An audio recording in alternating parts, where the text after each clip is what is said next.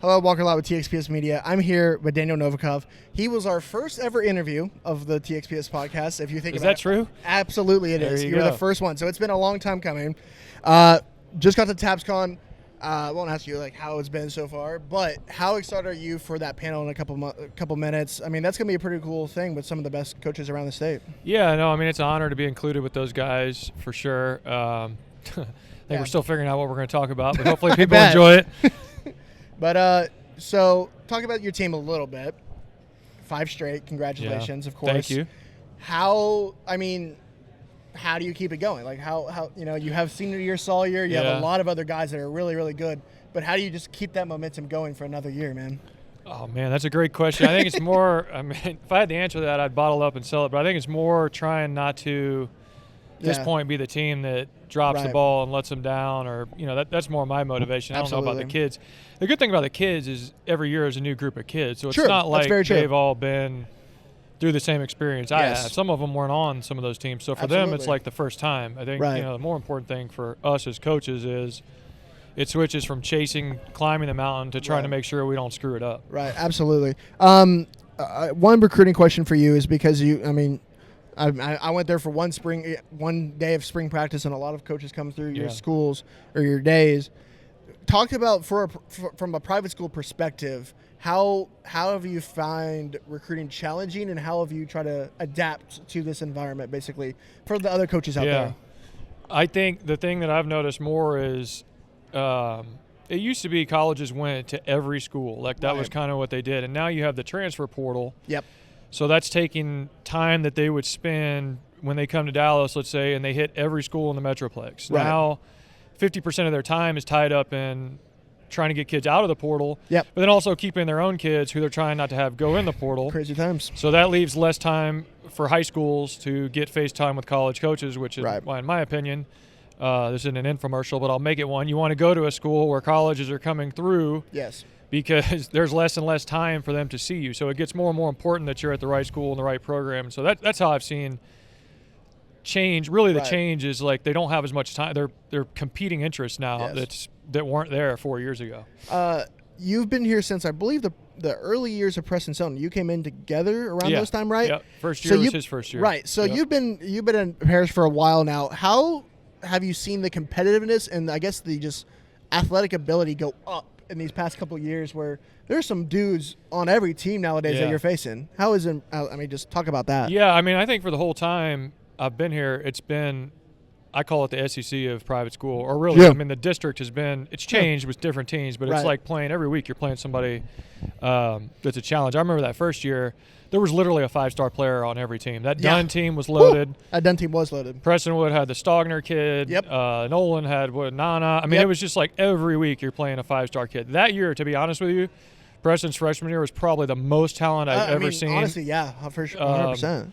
From top to bottom. And it just, every year there's great kids that come through. Absolutely. Like, I think that's why TAP 6A, in my opinion, is the toughest district in the state. Absolutely. And I have to ask, you have a new introductor into this district, Frisco Legacy, shout out Brian, but also Argyle Liberty. How excited are you maybe not excited, but how cool is it kind of face a team like that where it's going to be a battle? Yeah, well, they were in the district 2 years ago. Right. So we had them before, but I will tell you, in my opinion, a rising tide lifts all boats. So the more, 100%. Nobody wants to go see, somebody knock somebody out in the first round. They want to see a good fight. So the more teams we get that are talented, I'm all for that, because that makes it, like we were talking about that year when Preston's freshman year, that's what makes it fun, is every week it is a game of the week that everybody wants to see, and it's the event people want to be at. To me, that's what we want to be. Absolutely.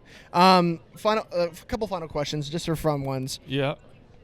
You've seen a lot of talent. What is your Mount Rushmore of private school talent that you've seen with your own 2 eyes? What do you mean, the players that have played? Yes, just players, God, now you're going to put me on the spot. Yeah, I mean, I can put one on you. There's Preston Stone's one of them. Yeah, there you go. There's one. Preston. I mean, I don't know how you keep Sawyer off there. He's never lost a district game, never lost a playoff game. Andrew Paul was pretty good. Andrew Paul. You talking about just at Paris? No, I'm just saying, but just at Paris, man. I mean, you had Demery was phenomenal. Trey Williams was phenomenal. He was. The Murphy twins at Lynch, I remember. Dude, they were great, man. I mean, you go back. I named Stogner, Nana. Yep. Jarek Broussard. From Lynch, yes. golly. I mean, yeah, you had the times where Austin him, Uke was. Yeah. I mean, you could just go. You've been around some dudes, yeah. man. I mean, I think you talk about 4 years. Demery, obviously. Preston, obviously. Sawyer, obviously. God, who else? I'm Was sure. that okay? Just as a personal fan, was the senior year of Demery and Trey and all them, was that a better team than the previous year when you had that team? Andrew I would Paul, say is the that best junior private year? school team that's ever been assembled. Demery's senior year, that team that beat Alito, the team that beat China Spring, the team that should have beat Sock, but a field that's goal. a coaching error. But I put that one on myself. But that team, top to bottom, is the best private school team I think I've seen in my time in TAPPS. That one or the Dunn team the first year, Dunn years, yeah, with Brian Williams and what's the kid? He passed away, but the running back that went to Texas and those guys and the tight end that's at Colorado with Dion. Those teams were Yelverton. That would be a game if you could put a game that I'd love to see. The Parrish 22 team and the Dunn, whatever that was, 18, 17, whatever. 17, 18, yeah. Game. Yep. Okay. Another question. What is your pregame meal of choice? What is that your choice? Mine personally or the kids? Personally, and I guess you can also talk what do you do at I Parrish? don't eat before, but really? No, I can't. I can't. Too nervous. I can't eat. The kids get Chick-fil-A. We have so much Chick-fil-A during the year. No offense, Chick-fil-A. If you want to sponsor us, come on. Absolutely, please do. You get sick of Chick-fil-A by the time the year is over with. Do you have But I'll tell you this: you get superstitious, so we don't change it. Absolutely, I wouldn't either. You cannot change it. So Absolutely, we have the same thing every week. We have Jersey Mike's too. Hello, Jersey Mike's. Shout out Jersey. Yeah. Great sandwiches. Yeah. Saturday though, do you have you've done the game? Yeah. Do you have something you always go to afterwards? The game after? No, I mean for me personally. Yeah, sure. McDonald's. I love McDonald's. Really? Yeah, Egg McMuffin. Hey, nothing can beat an Egg McMuffin. Egg McMuffin is the classic. McDonald's breakfast is one of the best things out there for the sure. McGriddle is a good change-up. The sausage, egg, and cheese McGriddle is a good change-up. Hash brown's great. The hash browns are underrated, man. Absolutely. So, yeah, I mean, that's my favorite on Saturday mornings. Drive through McDonald's and get something. For Saturday morning film, grab that and on the way? Yep. Absolutely. Okay. If an average person, average person is maybe just played high school football, but he hasn't made the college or anything else, do you think he can get 1 yard in an NFL game as a running back? An average person? Oh, yeah, absolutely. You think so? Yeah. If you just quarterbacks, if you did what do they call it? The Philadelphia Eagle. Oh, just the sneak? Yeah, and you just taught him. Well, can you teach him how to take a snap? I mean, has he just got to walk out there? Yes, he's kind of have to walk out there. I also QB sneak is tough because he hadn't taken a snap. So yes, that's a little different. And also, I was thinking of it more as a running back. Could he, as a running back? You have to hand him the ball. You have to hand him off. You can do an I formation, just up the middle. Do you think he can get 1 yard? Well, then there's the next question. Does the defense know he's a stooge, or do they think he's a real player? Because then they just stack the box. That's a great point. We're going to say it's like a mesh, what is it, the term? It equals out. The offensive and defensive line. So they're not stacking the box. It's just a regular play. It's five in the box. He could run up there and dive and make a yard. Now, is he scared? I don't know. So, I mean, if the guy has no fear, you just tell him run and dive. Right. And maybe. That's a good point. But if he's scared, which most people would be, they'd be terrified, then hell no. Absolutely. There's no way he could get a yard under any circumstance. You heard it here first. Thank you, Coach. Wait, I have one last thing. And this is not going to be your fun thing, but I'm going to make you do it anyways. Oh, boy. You have to draw the Parrish logo from memory if you can. I'm a terrible artist, but here, I know, and I'll give you the blue and the red. I got it on my shirt, so. Hey, there you go. Oh, boy.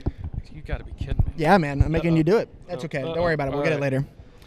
Okay, so we're going to do a little. Yep. Oh, man. This is looking like a duck. Yeah, it's a panther. Yeah, this isn't going to be good. And we'll give it a red eye here.